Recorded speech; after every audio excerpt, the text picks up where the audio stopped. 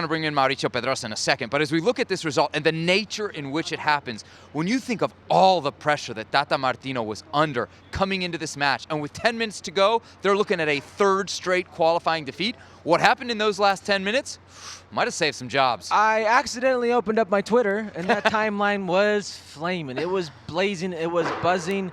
Tata Martino was all but gone, and you can bet the general public and the media are having a field day with Tata Martino, because that was pulled out of nothing, thin air. Does it tell us something about how the team feels about the manager? Is there something to say, wow, they played to save his job here, they knew what was on the line? Is it a reaction based on all the tension we've been hearing between the manager and team? I don't think so, because look at the guys who made an impact, the guys who scored. They're not your regulars, so maybe those are guys trying to earn a World Cup place. Maybe those are guys who are thinking like, hey, this guy brought me in. If he's still here, I'm still here.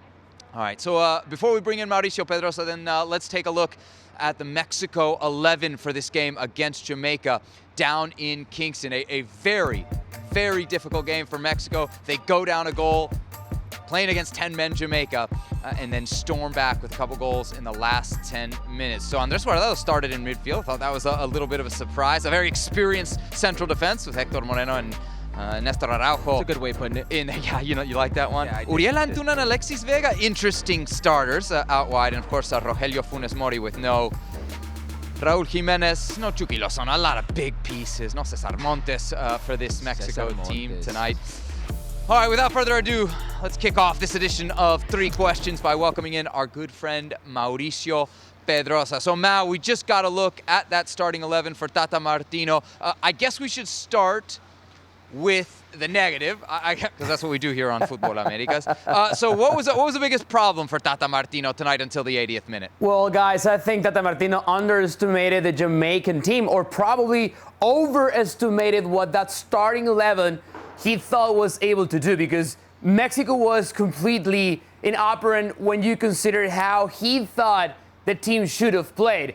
And there were many problems along the first half. When the game was 11v11, it was actually sort of an even game. Yes, Mexico created a lot of chances, but I would say once Jamaica saw that red card and they had to play 50-plus minutes with 10 men, they just got tired of chasing the ball and chasing the Mexican players. Once Tata Martino brought in fresh legs, Diego Lainez, Sebi, Diego Lainez played great, man. I thought of you all along the second half because Diego Lainez was, again, a difference maker. But Tecatito Corona and Alexis Vega, who was actually really good during the game. Once those fresh legs were there, it was Mexico's game. That's how they were able to turn that result around. But very, very concerning performance. And again, you mentioned set pieces we'll talk about in a moment, but the way Tata Martino celebrated both goals, I thought Mexico had won the World Cup, but that just speaks volumes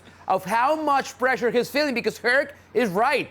Fuera Tata, the hashtag Fuera Tata, Tata out, was actually trending during the game. That's how bad the audience, the media, was perceiving Mexico's performance tonight. Twitter, huh? I got to tell you, I was thrilled. And he didn't wait to bring in Diego Lainez either, huh? He got to Diego Lainez early. It was like break the emergency glass. What do we say? Diego Lainez, for all things, is productive. Very much so as a sub. He's very much so as a sub. And when I mean productive, I don't mean goals.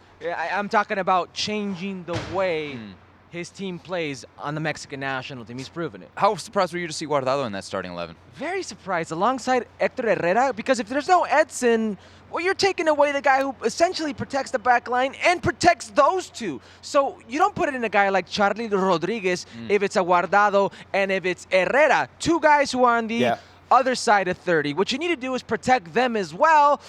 You don't play both of them away against Jamaica, who physically are going to outman you in the midfield, physically are going to outman you when it comes to running, hunting, when it comes to being more physical. It was just head-scratching when I saw Guardado and Herrera. So the Jamaica goal in this match comes from a set piece. As we said in the highlight, there's no surprise. There's no surprise there for Mexico. Mal, what do you think is the bigger worry coming out of this match for Mexico? When you consider, all things considered, Mexico has good players who should be better defending those set pieces, but it is an absolute weakness. In terms of goal scoring, I understand why we should feel somehow concerned, But I believe this team can play so much better. In the end, Mexico created 19 chances tonight. Yes, they were only able to convert a couple of times, but that tells me that the volume of play, offensive play is there. The goals will eventually come.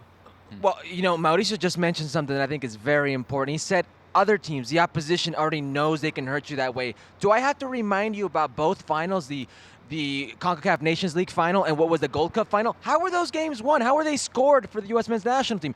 All set pieces.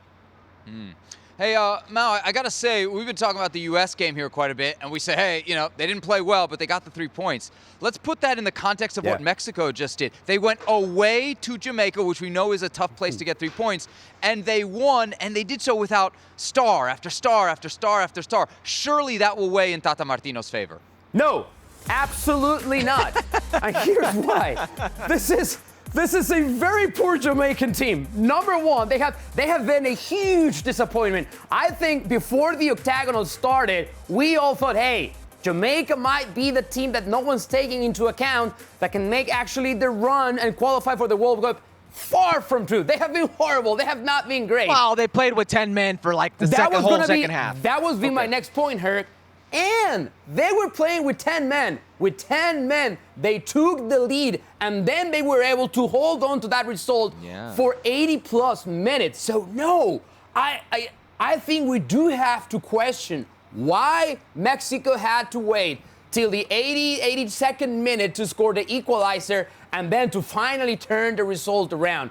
But I find no comfort in saying that, oh, yes, we played away. Yes, it was Jamaica. Yes, you got 3 points. We should be celebrating. Absolutely not. It was a very, very concerning performance, once more, from this Mexican national team.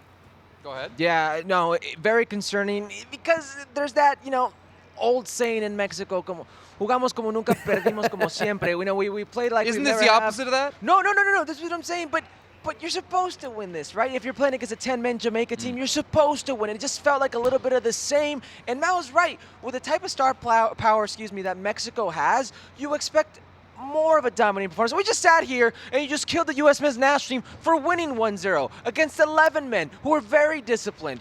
You can't tell me. Please, who are 7th. You can't who tell have won 1 out of 8 games. You can't tell me that you feel good about hearing that Mexico, with a man up. Going away in CONCACAF and winning 3 points, yeah, I feel good about it. For a man up. Yeah, I feel good about it without Edson, without Chucky, without Raul. You can't tell me Tata should feel good about it. You can't tell me he shouldn't be questioned. Come on. Sebi, that's a blessing if Tecatito doesn't start. All the stars didn't play. Go ahead, Mal. I want to stop you right there. And you know I'm always, listen, man, when it is about debating with Herc and trying to make Herc You're look bad. You're always on my side. You my guy. Eres mi hermano. But this time, man, I have to be with Herc. And you're absolutely wrong, and here's why.